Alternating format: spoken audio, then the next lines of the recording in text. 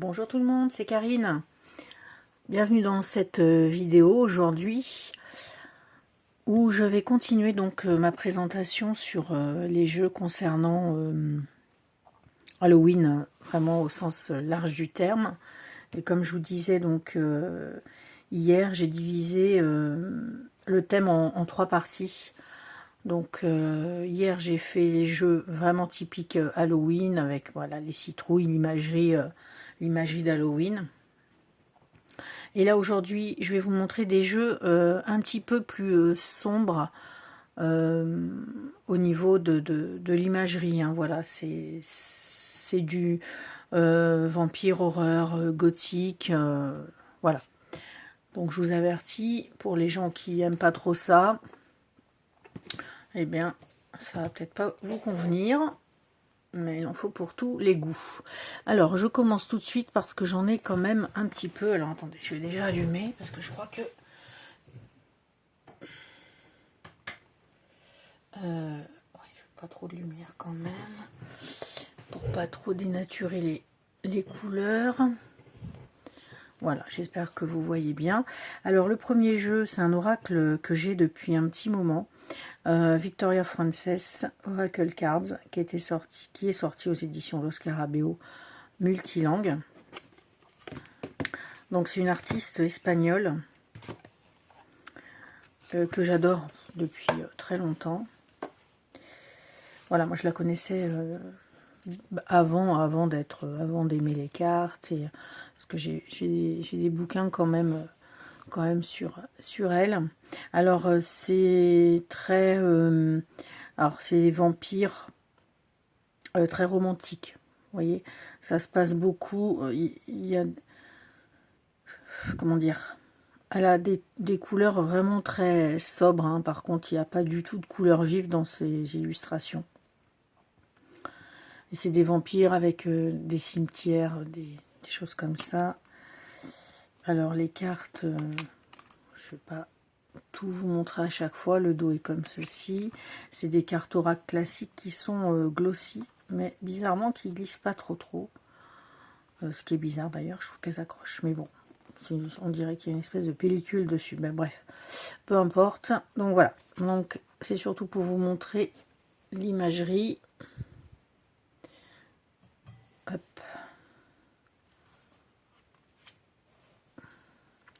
C'est, vous voyez, je préfère tourner le matin parce que et avoir la lumière naturelle de dehors, parce que là j'ai peur après, je sais pas trop ce que ça donne quand on visionne après la vidéo, quoi.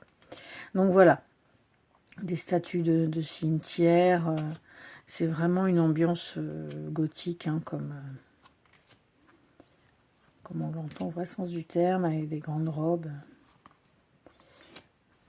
Voilà.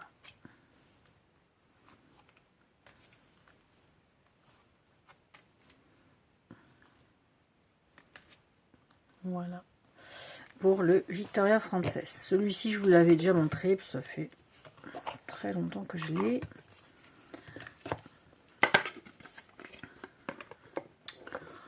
Alors après, qu'est-ce que j'ai mis? Alors, j'ai mis celui-ci, The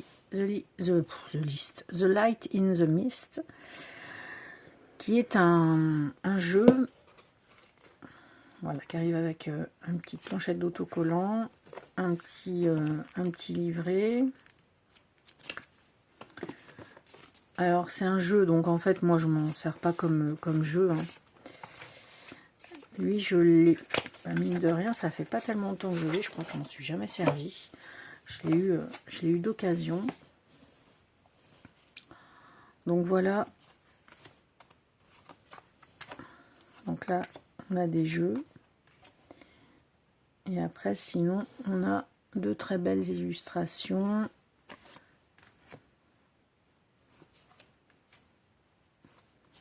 La tour. Voilà. Très symbolique.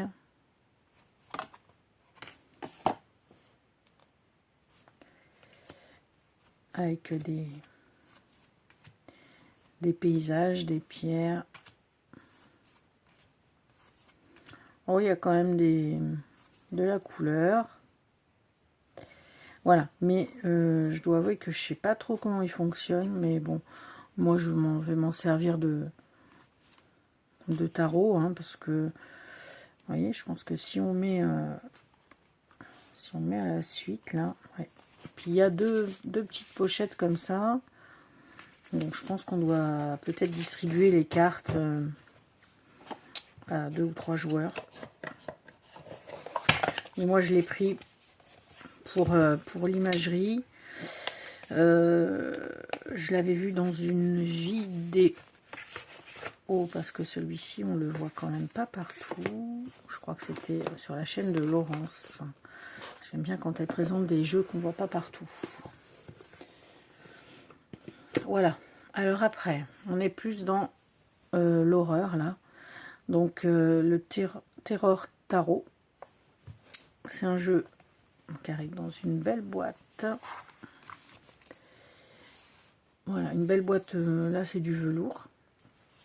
Un guide couleur, voilà, en anglais hein, bien sûr. Et puis il y a par contre que 22 arcanes, que les 22 arcanes majeures. Alors celui-ci, je l'avais vu sur Etsy par hasard, hein, je suis tombée dessus par hasard, qui venait bien des États-Unis. Donc j'ai dit non, je vais pas mettre 80 € dans un jeu où il n'y a que 22 arcanes. Et puis ben, je l'ai vu passer d'occasion. Voilà, le prix était raisonnable, on va dire. Donc je l'ai pris. Voilà, donc là vous avez la momie, l'impératrice, j'adore celle-ci, la vampire. La mort, bah ça fait le cavalier sans tête dans le film Sleepy Hollow. L'empereur, c'est un vampire. L'étoile, le hiérophant, monstre. Un loup-garou. Ça, c'est la gorgone. Voilà. Ça, c'est Dr Frankenstein.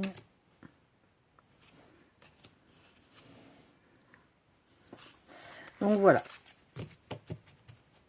Pour le Terror Tarot. Là aussi, je vous ai pas tout sorti, bien évidemment, parce que là, j'en ai quand même pas mal. Donc, il y a quelques nouveaux par rapport à l'année dernière, je pense. Oui, quand même. Alors, oui, je parle. Donc là, c'est The Beauty of Aurore. Celui-là, on peut le trouver c'est un mass market. Donc, il y a un guide en anglais couleur aussi. Et lui, il est de Alan Robert. Et puis, donc, les cartes qui arrivent dans une boîte en dur plutôt noire. Les cartes, le seul défaut, c'est qu'elles sont un petit peu fines quand même. Mais par contre, bah, les illustrations, voilà, voyez, la horde de zombies, c'est vraiment horreur, quoi, là. C'est pas comme le tarot des vampires de Yann Daniels, que je vous montrerai pas, que j'ai bien sûr en français. J'ai la chance de l'avoir en français, et je l'ai en version aussi espagnole. Les cartes sont un petit peu plus grandes, pas de la même qualité, je l'avais pris en espagnol aussi. Mais en anglais, c'est un de mes premiers tarots que j'ai acheté. Le tarot des vampires de Yann Daniels. Je vous montrerai pas parce que bon, beaucoup le connaissent. Et alors si je montre tous mes tarots de vampires, là on y est pour la journée parce que je crois que je les ai tous. Il m'en manque un ou deux. Voilà. Oui, celles-ci, elles font pas très commodes. Donc là, voilà, on est vraiment dans l'horreur. Voilà. Mais bon, comme je vous disais hier, je suis pas trop... je suis pas vraiment des cartes qui me foutent la trouille. Ça, je suis pas trop... Alors, ah oui, là j'ai retrouvé ça. Oh là. je ne me rappelais plus que j'avais ce jeu. Et je pense qu'il y en a même d'autres, hein, que je ne me rappelle plus. Hein. C'est Oracle of Nightmares. Alors là, c'est du très sombre. J'ai pas de guide, c'est de l'auto-édité, mais je l'ai depuis très longtemps et franchement, je sais plus. Hein. Donc là, j'ai pas de guide. Alors là, ça fait très fantomatique. Avec des clowns, des masques très noirs. Celui-ci, à la limite, me ferait plus... un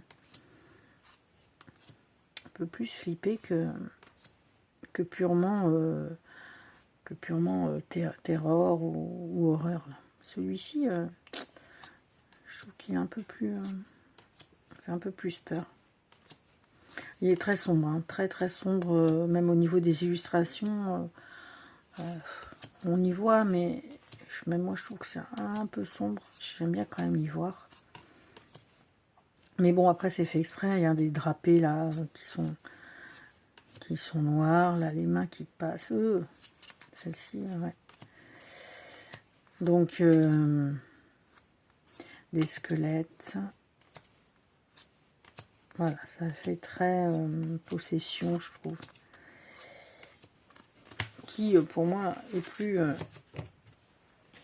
fait plus peur que les vampires ou les loups-garous. Je veux dire, bon, que la possession, c'est fait plus peur. Alors, hop, je prends en bas le Noir Tarot d'Arkham. Donc ça c'est édition 2022, si je dis pas de bêtises, d'Hélène Ciotta. Alors là j'ai pas de guide, donc c'est un peu embêtant. C'est un tarot mutant, hein, donc il n'y a pas 78 cartes, il est au niveau des mineurs, il n'est pas fait pareil. Là je sais qu'il existe un guide en PDF, je pense que je vais la contacter si elle peut me l'envoyer, parce que là c'est compliqué de bosser avec. C'est tout renommé. Donc, c'est pas facile. Pour moi, en tout cas. Parce que vous avez donc les ombres. Bon. Bah oui, non, quoique là, l'eau, la terre, la roche. Là, vous avez les majeurs. La papesse, Madame Bishop, le battleur, HP Lovecraft. Oui, puisque c'est un jeu qui est en rapport avec Lovecraft. Et avec des monstres, je suis désolée, je suis hors du cadre. Donc là c'est vrai que j'aurais besoin quand même d'un guide. Bon voilà, après vous voyez les illustrations, le style d'illustration. Je l'avais découvert celui-ci sur la chaîne de Sabrina. Et je l'ai donc depuis peu parce que je suis tombée dessus sur Vinted. Je crois que c'est la première fois et la seule fois que je le voyais.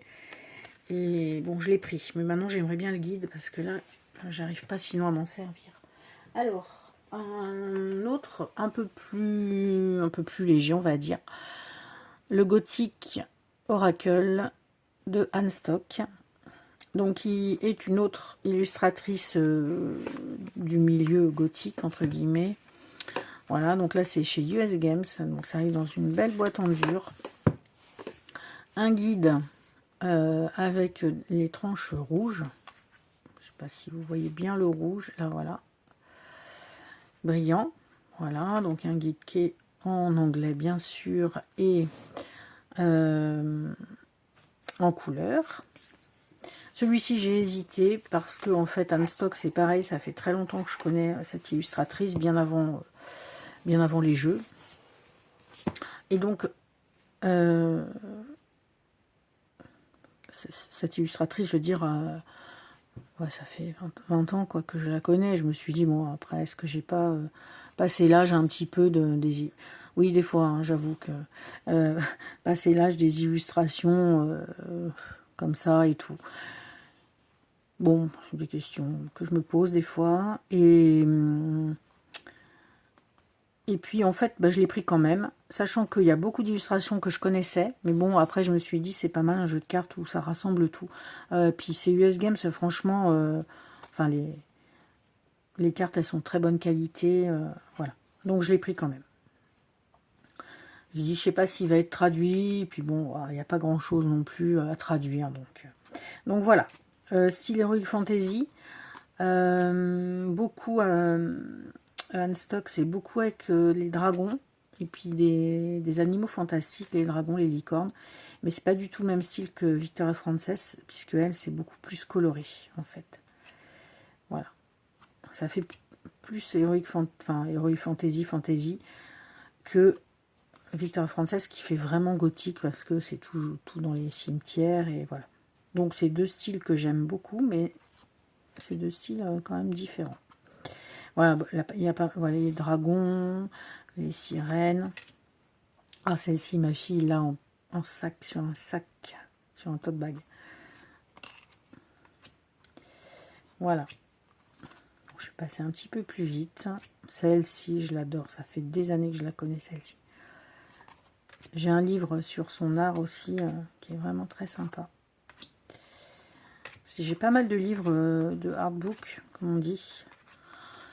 Parce que j'ai toujours aimé, je vous l'ai déjà dit, peut-être les illustrations. Voilà. Donc j'ai pas mal de livres rassemblant des illustrateurs du monde fantastique, steampunk, féerique, tout ça. Et j'en ai pas mal depuis le temps que je les accumule. Et là, je suis en train de m'en racheter en plus en ce moment. Voilà. Alors, celui-ci, pareil, c'est du monde de Lovecraft. C'est le Cthulhu Dark Arts Tarot. Voilà, donc Lovecraft, c'est un écrivain de fantastique. Je sais plus quand est-ce qu'il est décédé, 18 ou 1930, non, je sais plus. Bref, donc c'est de cette époque-là, quoi. C'est pas récent. Alors, celui-ci, c'est pareil, c'est de son monde, donc un monde qui est très spécial, avec des monstres. J'essaye de me recaler. Là, les cartes sont grandes, par contre, celles-ci. Elles sont grandes. Alors, c'est un Marseille. Donc, les mineurs, ça va être ça. Donc, là, ça m'a fait un petit peu suer quand même. Pour les mineurs, il y a des fois des mineurs qui sont jolis. Mais là, bah, voyez, voilà, vous en avez 6, vous en avez 7. C'est exactement les mêmes. 8. Donc, bon, les mineurs, bof, quoi. Pour moi, hein, c'est tout à fait personnel. Et par contre, les majeurs sont sympas, c'est peut-être pas le mot qui convient, mais en tout cas sont très intéressantes. Après, voilà, voyez la tête là du cavalier. Voilà, il y a des monstruosités, voilà. Le pendu, et c'est un jeu qui est là, celui-là est en anglais, et j'ai le coffret collector qui est en français, donc où il y a en fait il y a le guide plus un autre livre. Il y a des grandes cartes postales, il y a des espèces des pins, et puis le jeu. Donc en fait, celui-là je l'ai en double. Voilà, le coffret collector, je me rappelle, je l'avais vu sur la chaîne de Romilou. Alors que moi j'avais la version mass market et j'avais trouvé trop beau. Et là, coup de bol aussi, j'ai eu l'occasion de le trouver sur un site de vente d'occasion. Quand je l'ai vu, voilà, j'ai dit lui, je le prends. Il était emballé en fait, il est encore sous blister. Ah oui, je vous ai sorti un petit Lenormand. Donc c'est le Mysteries of the Old Castle. Donc The Gothic Oracle, le normand. Alors celui-ci date un peu aussi, c'est un jeu qui est russe, que je sais plus si c'était sur Etsy, je me rappelle plus. Voilà, donc là, très... Alors vous avez, c'est écrit en anglais hein, quand même. Voilà, alors ouais, là il est très sombre celui-ci, j'espère que vous y voyez quand même. Voilà. Puisqu'il est que sur des tons bleu-gris, quoi. Donc, très dark. Voilà, pas le bouquet, il y a quand même un peu de couleur dans le bouquet, quand même. Donc, voilà, le style d'imagerie. La lune est magnifique.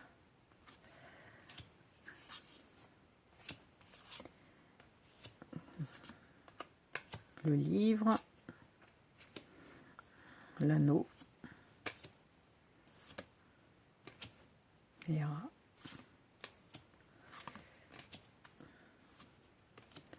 Les étoiles, l'ours, le renard, voilà. Très, très foncé, d'ailleurs, le dos aussi, très foncé, avec vraiment une imagerie.